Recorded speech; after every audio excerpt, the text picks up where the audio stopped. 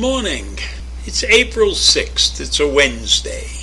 And for 2 years now, I have worked every day from home on my ranch. And it takes me between 3 and 5 hours to finish one rant. Because first I have to research what I want to talk about. And then I have to figure out the correct things to say to make it somewhat interesting. And then I have to create a costume for my characters. So I can appreciate people who want to work at home. And the workforce in the United States is changing the way they work. But we still have to recognize the fact that only 40% of the total workforce in the United States can work from home. The other 60% have jobs that are required to be on site somewhere.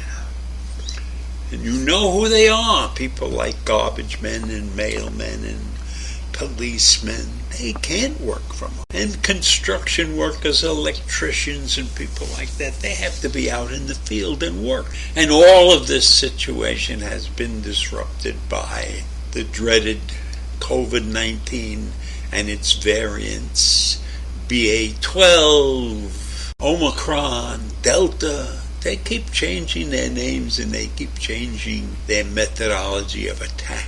And some of them are very, very dangerous and some of them are less dangerous. Companies like Pfizer and Johnson & Johnson and Moderna have come to our rescue and produced vaccines.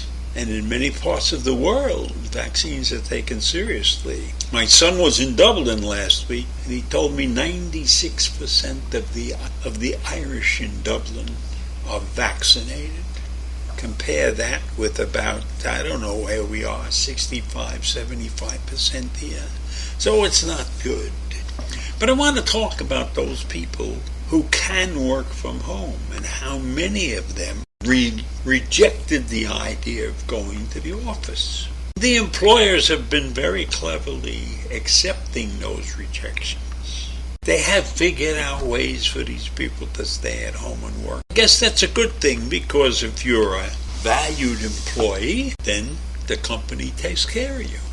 So many companies have downsized their offices and allow people to work from home 3 days a week, 2 days a week, as many days a week as they want. They're not being forced to come to the office. They have to come to the office sometime, but they don't have to be there all day long, and they don't have to come in every day. Now think about that. If you live on Long Island and you don't have to go to the office every single day, right? You save some money. I mean, usually you got to take the railroad, and I don't know. I guess if you only have to buy 2 tickets a week, I think that's cheaper than spending, I don't know what it is, $300-400 a month for a ticket. So that's a big advantage. If you live in the city, I don't think it's that big an advantage, but you don't have to get up in the morning. You can work in your pajamas or whatever it is, and you can stay at home. So I think for commuters, the idea that they can work at home is terrific.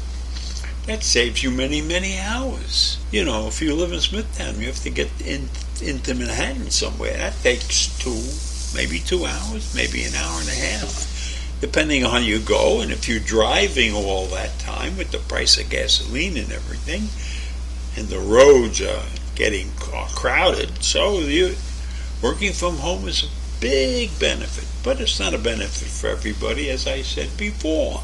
And companies have figured out what's best for them. And best for them is a workforce that's happy and productive.